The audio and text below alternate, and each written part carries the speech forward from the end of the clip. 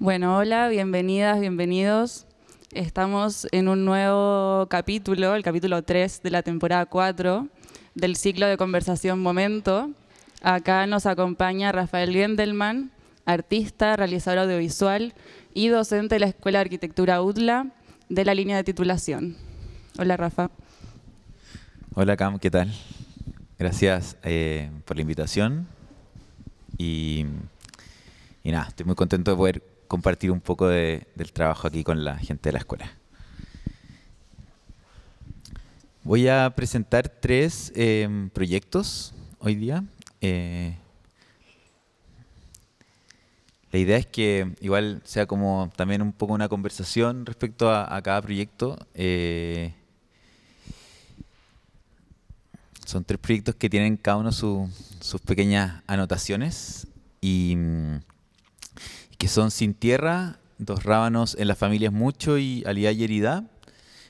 Sin Tierra es del 2015, Dos Rábanos del 2018 y Alidad y Heridad del 2022 hacia adelante porque sigue en actividad. Hay varios elementos acá que se van como cruzando entre los trabajos y que me parece que igual estos tres proyectos que en algunos de los casos agrupan varias obras, en otros es una obra, eh, no sé, como que dialogan o de alguna manera se sintetizan cosas que me parecen interesantes a lo largo de que me han parecido interesantes a lo largo de mi carrera. El primero, Sin Tierra, es un proyecto que nace a partir de un viaje, de la experiencia de vivir 6 meses en los territorios ocupados de Cisjordania, en Palestina. Eh, yo tengo por el lado paterno familia judía que vivió en Israel y por lo tanto pude viajar a Israel por un viaje de propaganda que se hace, que se invita a muchos judíos del mundo a conocer, pero por el otro lado, por el lado materno, tengo familia palestina y decidí quedarme de hecho en el lado palestino más tiempo y donde pude filmar, trabajé en varios medios, ONG y mientras estaba también sacando como material que me interesaba eventualmente trabajar en una obra o una exposición. En esta muestra del 2015 se presentaron 4 trabajos, en Recolección, Sin Tierra, Anamén Chile y 1880-2015, que están expuestos en el Museo de la Solidaridad Salvador Allende y después en el Parque Cultural de Valparaíso. Y posteriormente se expusieron en Palestina también, en Ramallah y en Belén. El primer trabajo, esto es una vista de una de las salas en el Museo de la Solidaridad. Este primer trabajo que se llamaba Recolecciones o Recolección, es como una introducción un poco a la exposición y que son 6 vitrinas que se componen de distintos objetos, dibujos, archivos familiares de parte de las dos familias, mapas y algunos elementos que me fui encontrando en este viaje, en esta experiencia. De alguna manera me interesaba generar como cruces entre estos materiales y además existe una pequeña entrevista, conversación con mi padre que vivió en Israel y que después voy a abordar un poquito esa historia. Entonces, eres como una especie de mapa o orientación por desde dónde nació la exposición y desde dónde nació el proyecto. Entonces, invitaba a que las personas fueran como un poco libremente recorriendo estas mesas, estas vitrinas. Y junto a esta mesa había una obra que de alguna manera era como una extensión de esta mesa, pero abierta al público, que era este libro artista, que se compone de una serie de fotografías análogas que saqué durante ese tiempo y que la gente se podía llevar. Había una copia limitada por semana y que la gente podía llevar a su casa y que me parecía interesante también porque como esta obra hablaba un poco como de este viaje, esta bitácora del viaje, también la obra viajaba, ¿no es cierto?, como a sus casas y finalmente se perdía un poco como más allá de la exposición. Esta foto y el proyecto Sin Tierra nace a partir de una premisa que para constituir el Estado de Israel, que es que no había nadie viviendo en ese lugar. Es decir, hay un lema que es un pueblo sin tierra una tierra sin pueblo para un pueblo sin tierra. Y un poco esta obra en particular sitúa como estas fotografías como una especie de apuntes durante el recorrido junto a un pequeño mapa, que el mapa te va dando las coordenadas de dónde está y la fotografía de alguna manera es como lo que te muestra, lo que no te muestra Google Maps, pero sí te lo puede mostrar, ¿no es cierto?, como esta visión desde el mismo paisaje y no como lo que no aparece en este paréntesis que yo le llamo, o que es como Palestina para mí, que es como una paréntesis entre ser un país y no ser un país, entre ser ocupado y no ser ocupado, entre Jordania e Israel, etc. Entonces esa condición como de invisibilidad a mí me interesaba contrastarla con estas imágenes como mucho más cotidianas y como casuales de cierta manera. En relación a eso y como a esta cotidianidad que me parecía interesante en este proyecto, había una pieza de video que era monocanal, pero se componía también de distintas imágenes dentro del montaje. Y en este video intenté buscar también como la cotidianidad dentro de los territorios palestinos, porque me llamaba mucho la atención cómo se iba retratando, cómo se había retratado hasta ese momento el conflicto o la situación que se vivía ahí, siempre como con una imagen muy movida, como siempre como una imagen pixeleada o no sé, de violencia, etcétera, sino que como que lo que me interesaba era como mostrar un poco cómo se vivía bajo ocupación en la cotidianidad, donde hay muchos más momentos muertos que cosas como tan increíbles. Estoy hablando de ese momento. Obviamente hoy en día lo que vemos es como muy distinto, pero esa misma como opresión de la cotidianidad me parecía a mí muy, muy violenta. Y entonces eran como muchos planos fijos que iban mostrando esta cotidianidad extraña y sobre la cual yo inserté y como puse una serie de testimonios que tuve, una serie de conversaciones que tuve con palestinos chilenos, o sea, descendientes de palestinos, preguntándole un poco cómo imaginaban el futuro de esta tierra, cómo lo imaginaban así como físicamente, digamos. Y ahí aparecieron como varias ideas, algunas más pelacables, otras ideas un poquito más trágicas, más políticas, menos, etcétera. Pero de alguna manera se generaba como una doble distancia que me parece interesante, como que después lo hablaba con el curador, que es como la distancia física de no estar allá, pero también una distancia como temporal, de idealizar esta tierra, la cual como que ya no conocen o no han conocido por varias generaciones. Entonces había como un descalce entre lo que se veía diariamente grabado por mí versus como este imaginario desde Chile. Voy a mostrar un minutito de un testimonio. Por el tema demográfico, o sea, en este momento piensa que ya son, dentro de Israel, Cisjordania, Gaza, la población palestina es mayor que la israelí. Es mayor, en este momento, imagínate en 20, 30 años más. Demográficamente, a ellos, ¿qué les conviene? ¿Expulsar a todos los palestinos? ¿Matarlos a todos? ¿O convivir con ellos? No veo otra opción. Porque al final es como un suicidio. Los palestinos no se van a ir de allá. Y los israelíes tampoco. ¿Qué haces tú? ¿Convivir?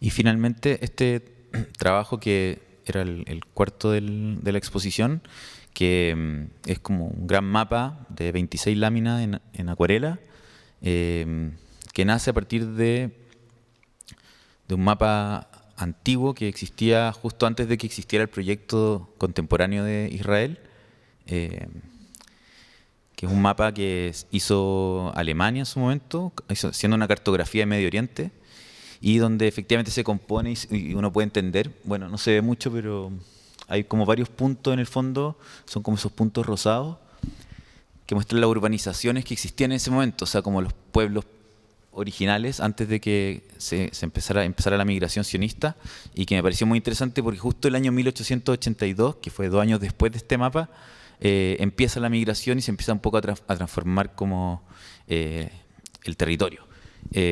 Y lo que hice fue superponer en la misma escala, en el fondo, el mapa del 2015, que fue cuando hice la obra, el mapa de ese momento, y trabajar con capas de acuarela. Entonces había una simbología que era más... bueno, los puntitos rosados son lo original, después el azul es los asentamientos israelíes contemporáneos, los damascos son los palestinos contemporáneos y los verdes son los asentamientos ilegales dentro del territorio palestino. Esto es Jerusalén, por ejemplo. Entonces también pasa mucho que con la acuarela se van como mezclando todos estos pigmentos y un poco la demografía como que no pierde el control, ¿no es cierto? Pierde como el control de lo que podría ser de un lado, podría ser del otro. Y también me parece interesante ver eso en relación a cómo suceden estos flujos entre los distintos lados, porque uno tiende a pensar que hay un muro y que es como todo muy sólido, pero en verdad, no sé, los palestinos trabajan en el día en Israel y después vuelven a sus casas, o los asentamientos las personas de los asentamientos van y arreglan sus autos en los poblados palestinos y se generan como una serie de cruces, algunos amistosos, otros muy violentos, pero hay como que se va deformando un poquito el paisaje a partir de esos cruces. Eso como en relación al primer proyecto, no sé si sigo. Sí, me surge como una duda, no sé si duda, curiosidad podríamos decir, acerca de este viaje que realizas, que es como un poco un punto de partida, se podría decir, de varios de los como trabajos que venís haciendo hasta el día de hoy. ¿Y cómo fue esta decisión cómo fue tu llegada a Israel? Esta idea como de la tierra prometida y este viaje que como que todos los judíos tienen como por derecho que se los paga el Estado de Israel. ¿Cómo fue tu decisión de decidir habitar en Palestina? ¿Lo decidiste allá o fue una decisión previa? ¿Cómo fue ese proceso? Fue una decisión previa. Y me pasaba que también, bueno, hay un trabajo previo que en un momento iba a mostrar, pero decidí como no mostrarlo esta vez, como para priorizar los que traje, que tenía que ver con el maremoto del 2010 en Chile. Y yo ya venía hace un rato trabajando como en las dinámicas entre el hombre y la transformación de su paisaje a través de fenómenos naturales o políticos.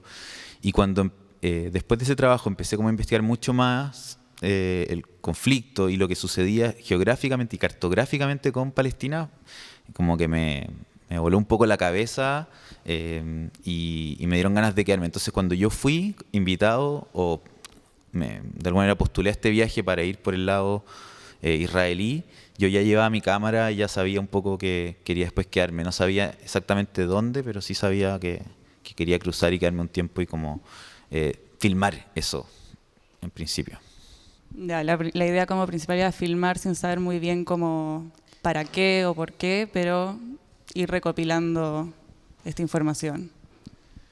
Sí, como filmar eso y también como tener presente como lo que no quería hacer también. Como buscar un poco... ¿Qué no querías hacer?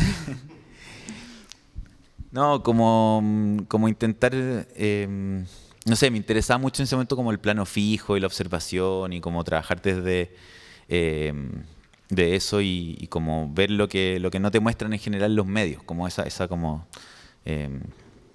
ese montaje audiovisual de los medios que también me molestaba mucho en el tema del maremoto, como que había una cuestión, no sé, me acuerdo como la maremotón, que se hizo como la teletón del maremoto. Entonces había como una cosa muy sensacionalista de cómo se representaba esta catástrofe y después cuando yo fui a grabar a las caletas había, no sé, como que había mucho drama, pero también había humor, por ejemplo, o había como un sentido, hay muchas más sutilezas que también me interesaba como buscar un poco en este caso también. Bueno, voy a seguir con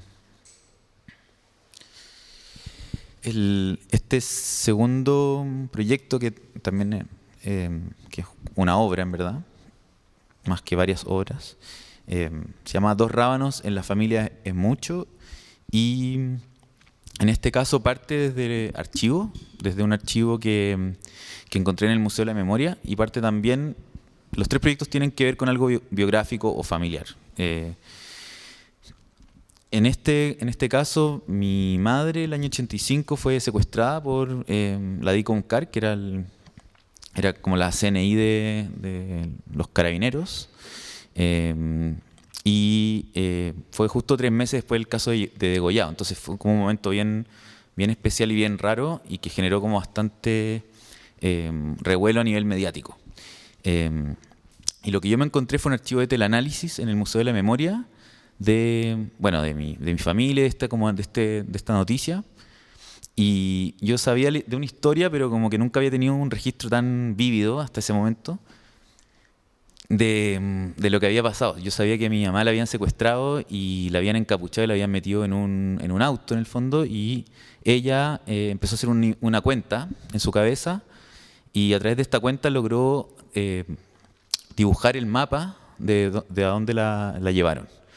Entonces, esta historia como de que mi mamá logró hacer este sistema de cuentas, y después, al día siguiente, cuando la soltaron, rehacer el recorrido con su hermano y llegar al cuartel de Carabineros, efectivamente, el portón, a mí me parecía muy interesante como en esta misma idea de cómo nos movemos y cómo nos relacionamos con el espacio, y cómo, de alguna manera, este desplazamiento está siempre como mediado y forzado o restringido, en el caso de los palestinos, en el caso de mi madre. Entonces esa relación con el espacio y esa conciencia con el espacio me parecía muy interesante, y me interesó relacionarla también cómo nos desplazamos hoy en día en base a, no sé, Google Maps o Waze, y cómo hoy día dejamos de lado como esa aprehensión del espacio y se la damos a un sistema que como que nos guía, por decirlo así. Entonces el proyecto parte como del archivo, después hay como varias entrevistas, y también como que empiezan a ver como una entrevista como a un geógrafo, entrevisto como a distintas personas que un poco empiezan como a especular de la relación que tenemos hoy en día con el espacio versus la que tenían en ese tiempo, donde uno tenía que estar muy atento a lo que pasaba. Y también hay como una tesis que me dan ganas de probar, que tampoco era como para cerrarla, pero sí como abrirla para la reflexión, que era si es que esta orientación que en ese momento existía también tenía que ver con una orientación política de hacia dónde queremos movernos, versus hoy en día, que es como que dejamos todo que de alguna manera como que nos lleve, por decirlo así. Entonces esa como metáfora de la orientación espacial y orientación política encontré interesante, y por eso como que también la obra va como indagando en torno a esa pregunta. Y además del video, en ese momento en la instalación habían una serie de documentos que yo rehice a máquina de escribir del caso policial que después se inició, que fue una causa que obviamente no se cerró, no llegó a nada porque era dictadura, pero también me parecía interesante como la forma en que la gente, en este caso mi familia o personas relacionadas al caso, iban como relatando lo que pasaba. Entonces también se acompañaban como estas citas como muy detalladas de cómo era vivir en ese momento. Y también tengo un extracto de 1 minuto para mostrar. El audio está súper malo, así que eso después lo pueden ver en internet si alguien quiere meterse.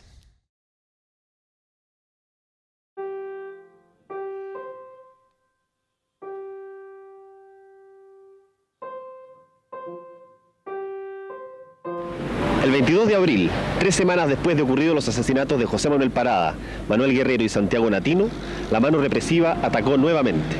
Esta vez en la forma del secuestro de la psicóloga de 27 años de edad, Carmen Andrea Alesdib. Ella parte en un lugar y con una velocidad que es la genialidad que la lleva a establecer esto. Dice, ya, yo me voy a reconstruir esto, y mi patrón, mi punto de referencia es mi inicio. ¿Cómo es el territorio en que te estás moviendo? Porque ese es el control de la ciudad que se pretende en dictadura también es ese. El cuerpo informa, entonces yo empecé a llevar una cuenta.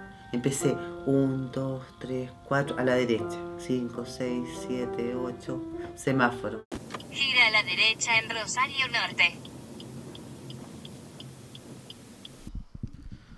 Bueno, es un muy mini extracto del trabajo. Bueno, y si quieren ver más, está en la página web. Sí, también, está en Vimeo. Y en Vimeo, unos extractos breves. Bueno, yo quería preguntarte 2 cosas.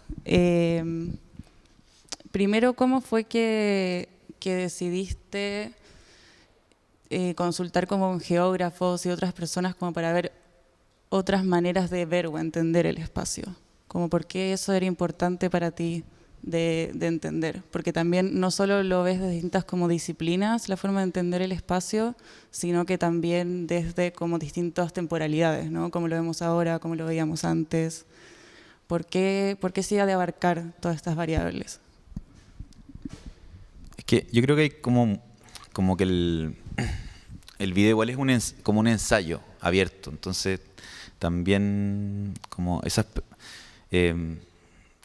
como que me pasaba que igual durante el proceso yo iba como aprendiendo o pensando distinto a medida que iba entrevistando personas. Entonces, al principio uno dice como, no, obviamente que antes era, no sé, uno era mucho más, estaba mucho más vivo, había como una visión muy romántica en mí también de estar ahí como en esa resistencia.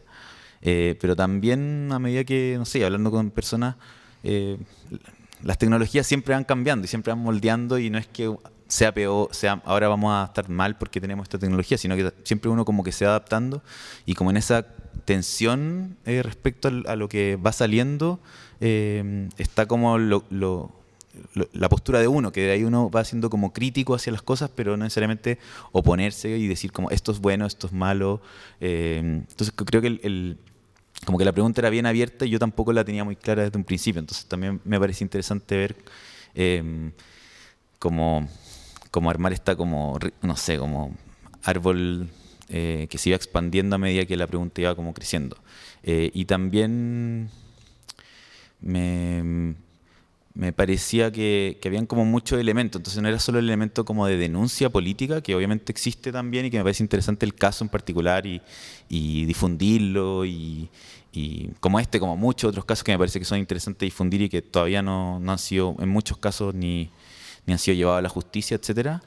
Pero también me parecía interesante como las preguntas que se abren y como las interpretaciones de los casos, desde un geógrafo que te habla de una cuestión como muy, el Polo Norte es allá y nuestro centro y cómo se mueve uno y todo eso. Después mi mamá empieza como con un rollo mucho más esotérico, por decirlo. Ella habla como de la meditación, porque ella hacía meditación, entonces en ese momento a ella lo que le sirvió era concentrarse en el ahora y la respiración. Y eso para ella la hizo escuchar los sonidos que ella no escuchaba en un nivel ordinario, como ella llama. Entonces, esa escucha atenta tiene que ver con una cuestión que quizás es más espiritual y no tan científica, pero como que cada personaje que aparecía en el corto iba como interpretando también a su manera, y eso me parecía interesante. Sí, como que todos forman al final como una versión con distintas capas. Como que no es que una es más como válida que otra, sino que se van como alimentando al final, va alimentando este relato que estás intentando armar. Sí. Y en ese sentido, ¿cómo es, esta pregunta igual es un poco más personal, pero cómo es para ti también como haber hecho este trabajo y tener como que volver a verlo después de como varios años y hablar de él y todo, siendo que es como de tu mamá también y es bastante personal? Siempre remueve igual bastante el tema. También porque, bueno, yo nací en el 87, entonces tampoco, o sea, tengo unos recuerdos bien vagos como de Milico y torres militares y cosas así, pero no tengo recuerdos de dictadura tan vívidos. Entonces, como esta historia en particular, y después los otros secuestros, porque ella fue secuestrada después 2 veces más, entonces es como a mí me hizo como entrar en una historia que igual estaba de alguna manera un poco oculta, o sea, se conversaba, pero yo no sabía muchas de las cosas que supe cuando lo hice. Y nada, también me hizo darme cuenta de como miedo y cosas medio inconscientes que tengo yo y que vienen heredadas, casi como todas esas teorías como de la postmemoria y como también estos traumas que quizás uno no los vive, pero sí los interpreta y también como aprender a llevarlos también, y creo que eso está bueno. Y como la conciencia del privilegio también en el que vivimos y la posibilidad como de hacer obra a partir de esto y poder como, sí, tener una distancia sobre eso.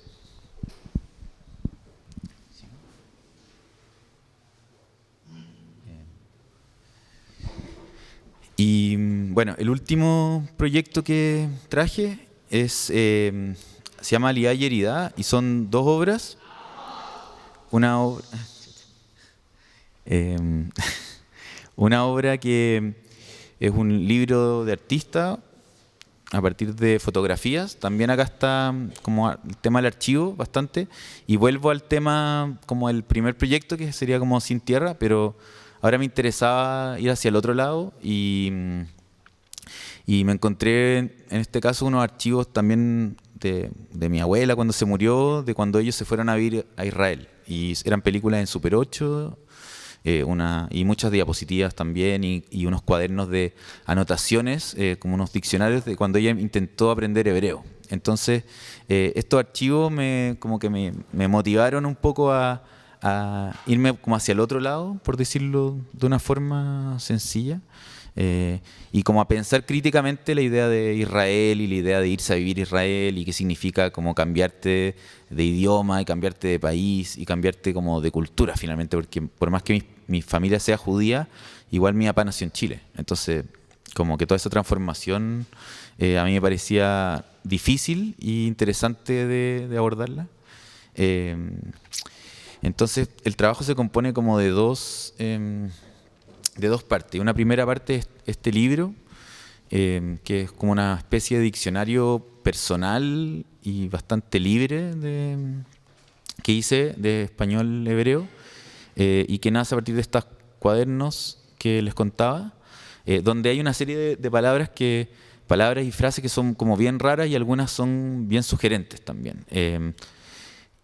Y sobre esta cantidad de palabras organicé una cantidad que a mí me parecía interesante y las ordené alfabéticamente. Y sobre un poco bueno, no se lee mucho, pero abandonar definitivamente, aduana, afincarse para siempre, al pie de la letra, amarrarán, apertura, imaginación, aquí, árbol ornamental, arma de combate. Arraigarse emocional, arriendo mensual, ascenso a Jerusalén, asentamiento, buscar, cambiarse a sí mismo, campamento de diversión, campo no cosechado, dejado a los pobres, campos, ciudades, clandestinos, colonización, cómo hablar a las personas, compromiso, obligación, contra mi voluntad, cortado en torrejas, crisol de diáspora. Entonces, como que estas palabras a mí me parecían bien sugerentes, interesantes, y que habrían bastantes como significados, y me interesó armar un libro que tiene una parte que es de texto, que hizo Claudio Guerrero, que fue parte curador de esta exposición, y que fue bien interesante también porque él planteó como una relectura de la historia de cómo resurgió el hebreo, que el hebreo era una lengua muerta y que se resurgió para Israel, y la persona que lo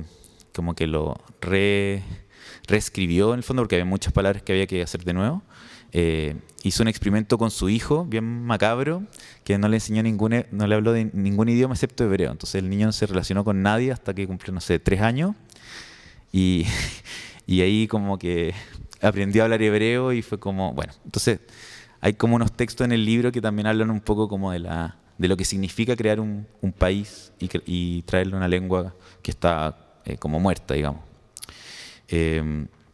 Y en cuanto al libro, se compone de imágenes sacadas por mí y de mi familia. Son todas fotografías análogas que van como haciendo un ping-pong con las palabras, las frases,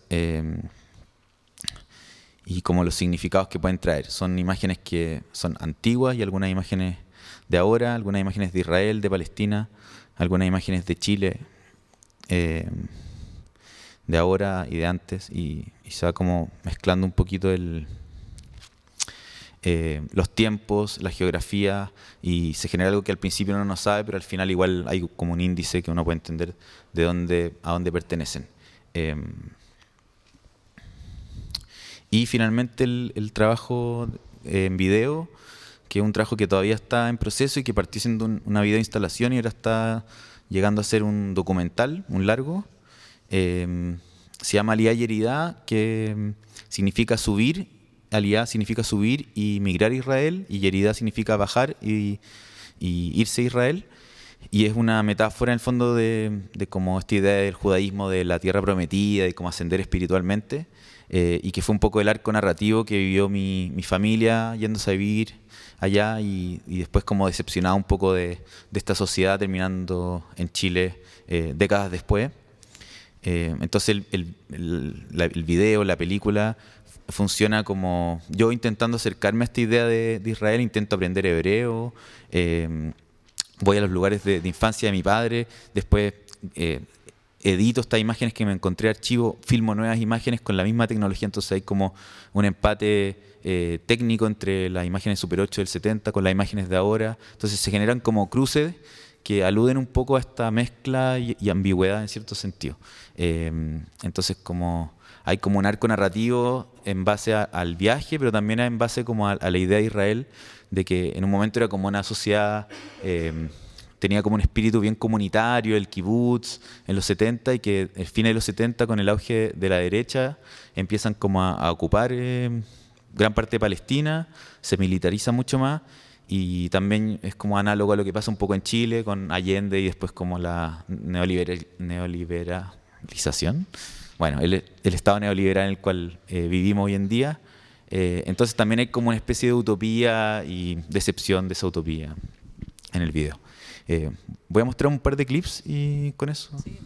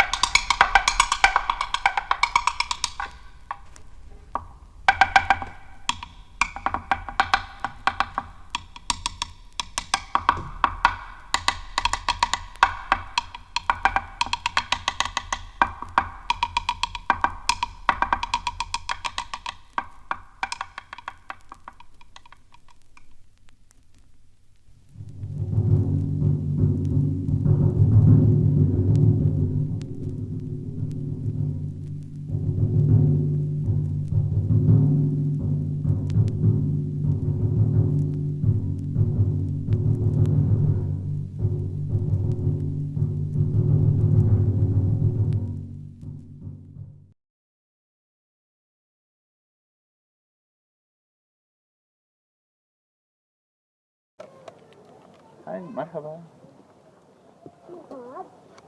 تحكي انجليزي؟ يعني شوي.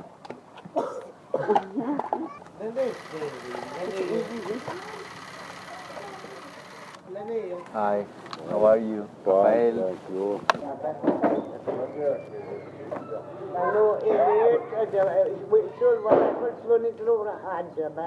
Is your house? The poet protest. They take care, yeah. My two brothers. Two brothers They take it in prison. for days. Regular? Yeah. Normal. No, So crazy. nothing. This is our life. Yes, Yeah. it's different. So different than mine. Different for you, Yes. not for me. In Chile. Chile, How you say beer? beards, In Asfur. our Asful? Asful.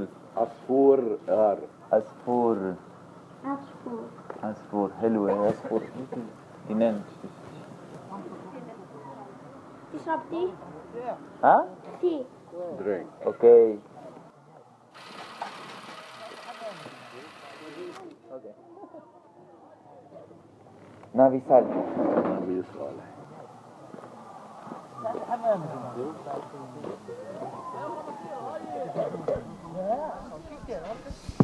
Bueno, muchas gracias por mostrarnos esos clips. ¿Hay algún lugar donde se pueda ver el documental entero o aún no? Aún no. Aún no, ya. Próximo año. Próximamente se viene.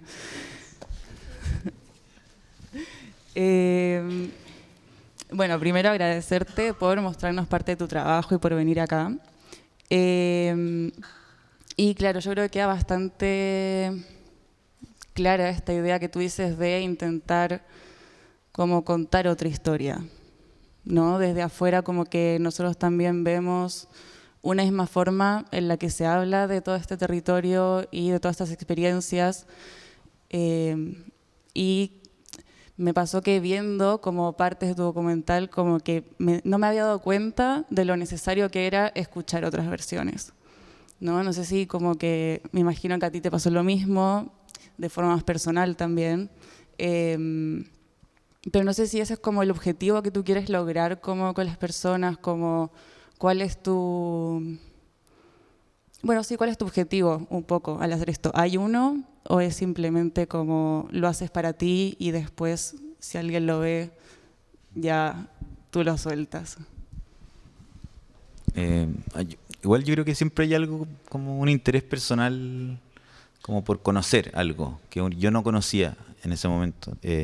Me pasó que mi casa no sé, mi mamá yo soy muy cercano, digamos, a mi familia materna, entonces mi papá estaba un poco censurado en mi casa. Entonces cada vez que mi papá hablaba de Israel, mi mamá le interrumpía y le decía Palestina ocupada y como que había como una especie de tabú respecto a esa historia y que por un lado está todo bien, pero por otro como que me parecía raro no entender un poco esa decisión tan fuerte de cambiarse como de vida, digamos, y la propaganda que hay detrás, etcétera, como... entonces sí hay algo personal, pero después hay algo que voy a poner que de alguna manera me parecía interesante poder también mostrar esto en base a lo mismo que tú decís, que igual es un poco más complejo darle la voz en el contexto quizás en Chile, o por lo menos desde donde yo vengo, hablar desde dentro de una visión israelí, críticamente hacia Israel. En un momento tú puedes ser tildado de antisemita, o ahora quizás puedes ser tildado de, no sé, como pro-Israel, porque le esté dando espacio a mí me han llegado como palos por los dos lados. Entonces, creo que está bueno y me gusta poner estos trabajos que son un poco ambiguos, entre comillas, como... obviamente hay una posición política, pero también hay como una pregunta que va más allá como de decir como sí, pro Palestina o pro Israel, o porque también hay mucha sutileza entre medio, y de hecho muchos palestinos me dicen que ellos hoy en día como que lo único que quieren es como convivir nomás, y que se llame como se llame. O sea, lo importante es como que la gente pueda vivir tranquilamente. Entonces, como, sí, hay como preguntas que están tan bueno como traerlas. Súper. Y en cuanto a el proceso, el equipo para hacer este documental, ¿trabajaste como con otras personas de otras áreas o cómo fue ese proceso? Principalmente con un músico, con el que hizo, por ejemplo, todos esos sonidos que aparecen como estas imágenes del desierto y de la guerra. Con él trabajamos harto, también con archivos, con grabaciones antiguas que las fue como sampleando y armando como una especie de capas sonoras. Y con él íbamos trabajando un poco como la textura del documental. Y con un productor, pero que productor más a distancia, que era como una especie de asesor respecto a cómo ir armando esta cuestión. Y lo demás, yo, básicamente. Ya, entonces el sonido era como una parte fundamental de la narrativa que tú querías hacer. Sí, está ahí como en varios momentos aparece o la música como un poco más como que como total, digamos, en el plano, o en otras aparece como como que aparece, digamos, porque la escena se grabó sin querer, un celular grabó algo. Por ejemplo, ese diálogo que yo tengo con el palestino fue grabado en un celular que yo dejé en el bolsillo y a mí se me olvidó en un momento porque fue bien loco porque empezaron a disparar. Entonces yo me escapé como de esa marcha que había, esa imagen de ese cerro, y él me vio, que era la primera casa que estaba en el cerro, y me vio y me dijo como, ¿estás ahí asustado? Me dijo, así como hueando. Y yo le dije, sí, obvio. Pero esto es normal, siempre todos los viernes. Y me invitó a su casa y me invitó a almorzar. Y a mí se me olvidó un poco que había dejado. Después dije, ya, bacán, lo voy a dejar porque está buena la conversación. Y después, de hecho, me cuenta que tiene sus 2 hijos detenidos y toda la historia. Pero me pasa mucho eso también, como de grabar harto ambiente. Y quizás no definir tan a priori si es que va a servir o no, pero una vez que está como andando la grabación, uno igual puede tomar decisiones al momento que uno va como conversando con alguien, porque sabe que después puede servir. Pero sí, hay algo como mucho de grabar ambiente. Y en ese sentido como de grabar, también había visto en tu trabajo de que decir que eras chileno y saber decir como soy de Chile en árabe, que también te había abierto como ciertas puertas o la disposición de las personas había cambiado. ¿Cómo fue eso? Sí, en ese momento no. Hoy en día yo creo que Chile está muy posicionado como al lado de Palestina. Entonces igual me pasó ahora que bueno, fui hace poco y ser de Chile me dijeron como, ustedes no nos apoyan, me empezaron a decir en Israel. Pero en ese momento cuando fui, había como, en general, todo muy buena onda, principalmente porque los israelíes venían a Chile como a pasar su post-trauma del ejército al sur. Pero los palestinos saben y cada vez saben más que hay como una comunidad muy grande de palestinos o de colonia palestina muy grande acá y saben lo del equipo de fútbol. Entonces se generaba como un vínculo y de hecho hay como una especie de mini anécdota que en un momento estábamos filmando con un amigo periodista y se nos acercaron como muchos niños, como adolescentes, y nos empezaron a tirar piedras, así como de la nada, porque estábamos con una zona media peligrosa. Y uno empezó como quería agarrar mi cámara y yo le dije no, y le dije, lo poco que hablaba en árabe, y le dije no, ándame en Chile, como hago video, no sé qué, y como que poco esa anécdota es parte como ese texto que escribió Claudio que dice que hay fue como una llave un poco para abrir ciertas confianzas, porque obviamente, no sé, pues muchos no querían que los grabaran porque podían después aparecer en internet y después los iban a buscar a sus casas. Entonces también había una cosa como delicada de que se podía grabar y que no. Y esa confianza igual era importante como ganársela también. Sí, como contar también como una historia sin pasar a llevar a esas personas, ¿no? Sin ponerlas en riesgo, sí, como por tus propias ganas de contarla. Sí. Y en ese sentido también hay un tema como con el territorio, el desplazamiento en distintas escalas a lo largo de tus trabajos, ya sea como con tu mamá o ya territorio como Palestina-Israel. Y en ese sentido siento que lo podemos ligar un poco como a la arquitectura en cuanto al espacio y la forma de entenderlo. ¿Cómo sientes tú que te relacionas con la arquitectura? ¿Haces como ese link a través de, por ejemplo, como el territorio, la ciudad, o desde dónde te aproximas? Sí, yo como me relacionaba principalmente desde en un momento como más del recorrido y la relación con la ciudad o con el espacio abierto y como la performance cuando partí o cuando salí de la universidad. Entonces, para mí como que todos estos tránsitos por Palestina tenían que ver un poco como con mi mirada en este territorio y también cómo se componían los espacios por donde uno podía moverse o no, porque eso a mí me parecía muy interesante, como que siempre había algo que te determinaba y que te decía, no, por acá sí. Y es como la manifestación concreta de una ideología, en ese caso de la ocupación, del sionismo, etcétera, etcétera. Entonces para mí es como que es muy gráfico, es muy fácil de entender y como que filmar eso y entender eso y no sé, pues verlo a través de los mapas, cómo se construye, para mí tiene mucho que ver con eso, como con entender cómo el espacio es una evidencia de todo lo que está detrás que no se puede ver. Entonces, como que quiero por ahí, me parece interesante. Y también por la idea de, más como de lo que decís tú, como de estar en el lugar y también cómo uno se relaciona, especialmente, no sé, lo que se hace acá con con los proyectos de título, como las formas de cómo entendemos nuestra práctica, sea documental, sea arquitectónica, con el otro y no como arriba del otro, sino que como esa horizontalidad de trabajo que me parece fundamental a la hora de filmar, de grabar, de no sé, construir algo. Justo como por ahí iba a ir ahora, como sobre tu relación también, cómo se retroalimenta tu trabajo también como artista, como realizador audiovisual, con tu trabajo como docente.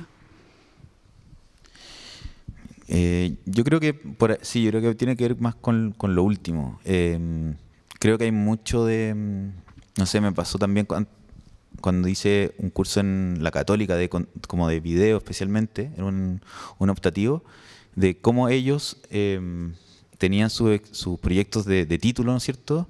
Pero utilizaban el video como una herramienta para investigar o para acercarse a una comunidad o para entender un barrio. Y cómo la cámara es una excusa también de entrar a los lugares y como de conectar también. Entonces creo que la cámara funciona como un vínculo, como una especie como de membrana que te vincula y que por otro lado también te ayuda como a ver, observar y después en el proceso de edición como ordenar las ideas, ordenar como las observaciones. Yo siento que es como una forma de escribir un poco. Con sonidos, con imágenes. Sí, igual como que toda esta parte más análoga, siento que igual la atraviesa todo tu trabajo, ya sea con esta decisión de filmar con Super 8 o de también agarrar en el libro ese que está ahí, también como escanear la letra como a mano. ¿Cómo es para ti ese proceso como de lo análogo, también el uso de archivo, de poder como también como tocar esto en una era que estamos también que está todo tan digitalizado?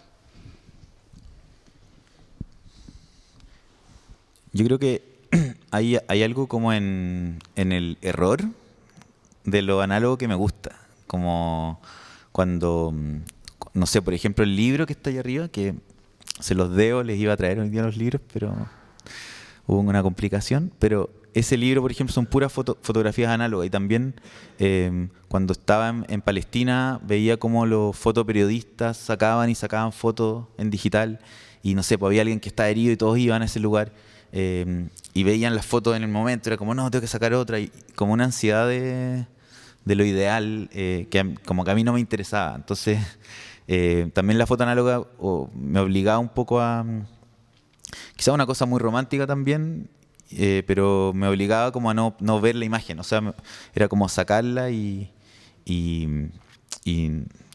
como que olvidarme un poco esa como perfección de lo que se registraba. Y también como en los errores de las cosas pasan muchas de las mejores cosas, como también el tema del sonido, quizás no es análogo, pero no es un sonido prístino ni con 3 sonidistas que están porque no sé, cuando uno entrevista a alguien o cuando uno conversa, tiene una conversación como real y honesta con alguien, si hay 3 micrófonos alrededor, no va a fluir bien, la persona no se va a sentir cómoda. Entonces también como creo que esa tecnología un poco más precaria ayuda y hace que las cosas puedan no sé, salir un poco más honestas también. Sí. Súper. Y tú decías que este último proyecto, Aliyah y Herida, todavía está en continuación, ¿no? ¿Qué se viene de ahí? ¿Se puede saber o es secreto? Un poco secreto. Una pista. No, pero o sea, se viene la edición del largo. Y estamos ahora como filmando y haciendo la postproducción que la vamos a hacer, espero, a noviembre, diciembre de este año con Nail Satala, el cineasta, y con Sonamos en la postproducción de sonido. Así que va a tener como por primera vez una calidad cinematográfica mis trabajos, lo cual estoy muy emocionado. Bueno, qué bueno, muchas gracias. De nada, gracias.